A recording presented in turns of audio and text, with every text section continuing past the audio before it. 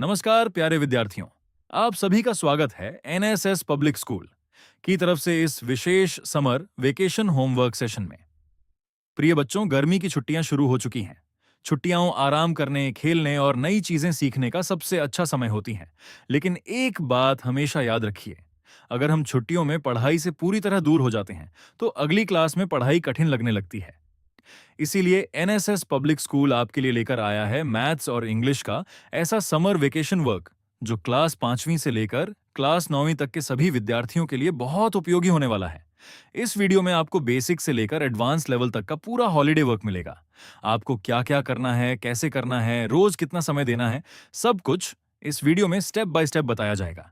तो सभी बच्चे अपनी कॉपी और पेन लेकर बैठ जाइए और नोट करिए, वीडियो को आखिर तक ध्यान से देखिए। सबसे पहले बात करते हैं इंग्लिश सब्जेक्ट की। बच्चों, इंग्लिश एक ऐसी भाषा है जो केवल किताब पढ़ने से नहीं आती।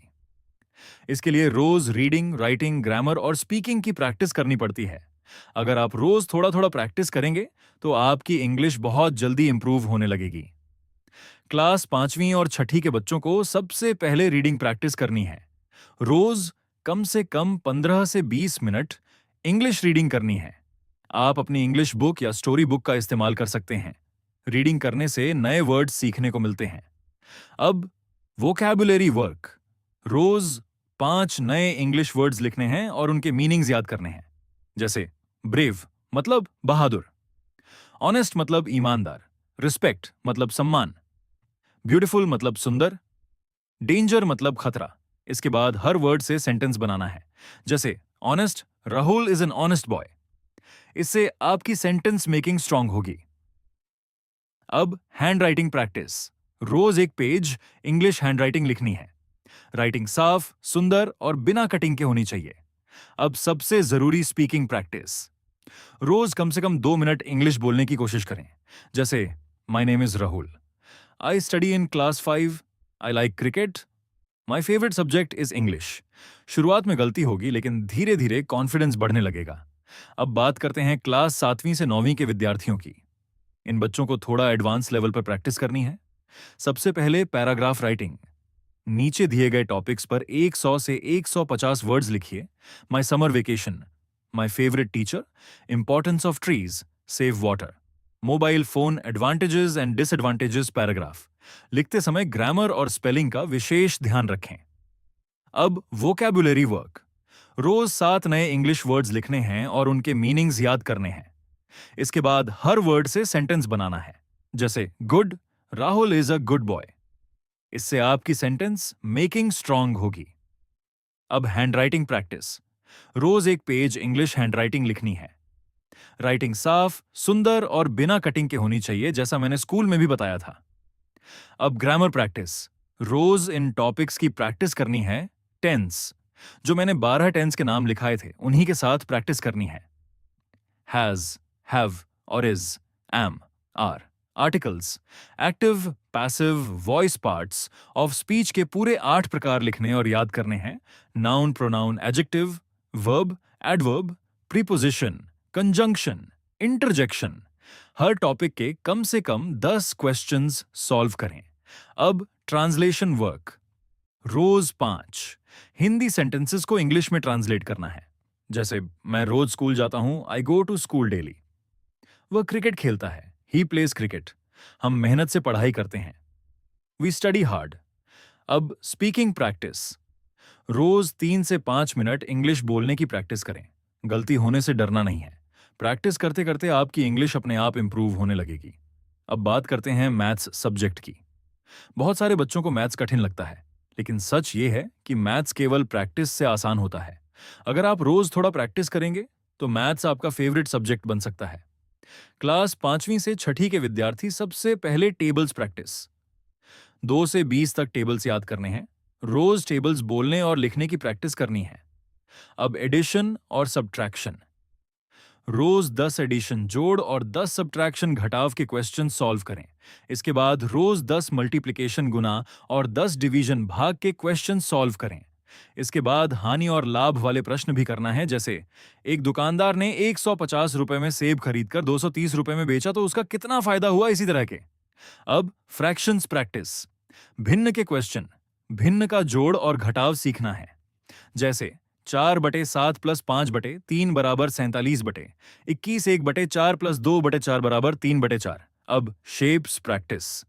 कॉपी में ये शेप्स बनाइए। सर्कल मतलब वृत्त, स्क्वायर मतलब वर्ग, रेक्टेंगल मतलब आयत, ट्रायंगल मतलब त्रिकोण, और उनके नाम भी लिखिए।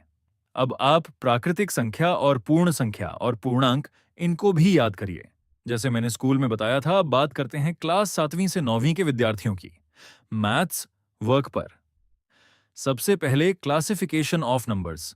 जैसा मैंने स्कूल में बताया था वैसे ही याद करें, आसान रहेगा। यह आपकी कॉपी में लिखा होगा। इन सभी टाइप्स को याद करना है।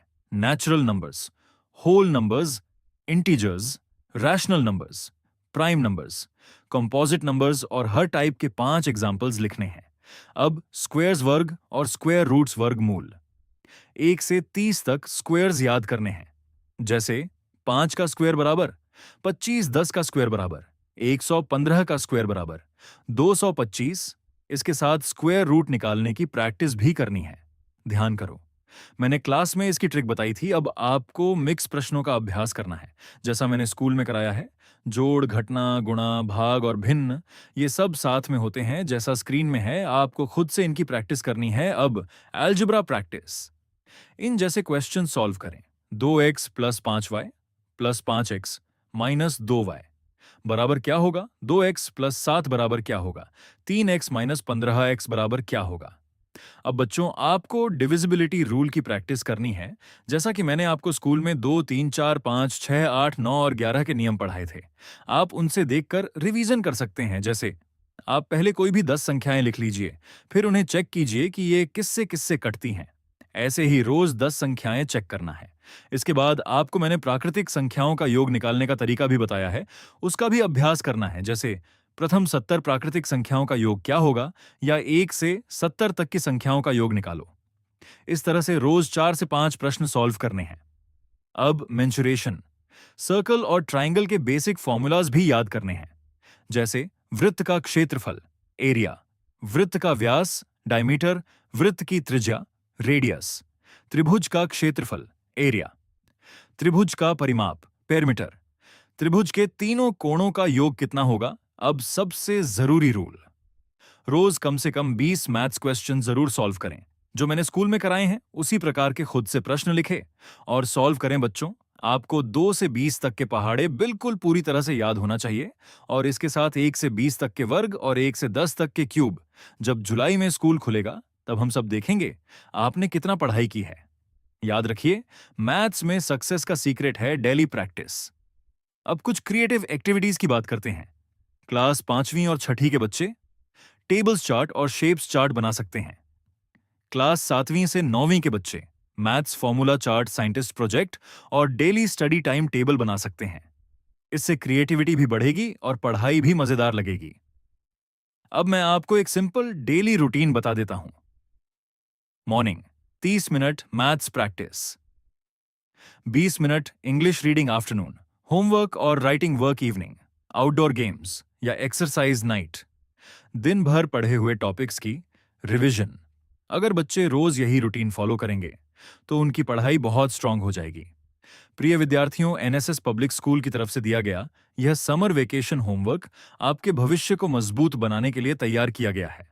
अगर आप रोज थोड़ा थोड़ा प्रैक्टिस करेंगे तो आपकी अगली क्लास बहुत आसान हो जाएगी। याद रखिए, सक्सेस एक दिन में नहीं मिलती, बल्कि रोज की छोटी मेहनत से मिलती है। अपनी छुट्टियों का सही उपयोग कीजिए, रोज पढ़िए, कुछ नया सीखिए और अपने माता पिता तथा शिक्षकों का नाम रोशन कीजिए। अब कुछ महत्वपूर्ण बातें पेरेंट्स के लिए। प्रिय अभिभावकों, बच्चों की पढ़ाई में आपका सहयोग बहुत जरूरी होता है। अगर आप बच्चों को सही तरीके से गाइड करेंगे तो बच्चे छुट्टियों में भी अच्छे से पढ़ाई कर पाएंगे। सबसे पहले बच्चों के लिए एक फिक्स्ड स्टडी टाइम बनाइए। रोज एक निश्चित समय पर पढ़ाई करवाइए। बच्चों पर ज्यादा दबाव मत डालिए, उन्हें प्यार से समझाइए और मोटिवेट कीजिए।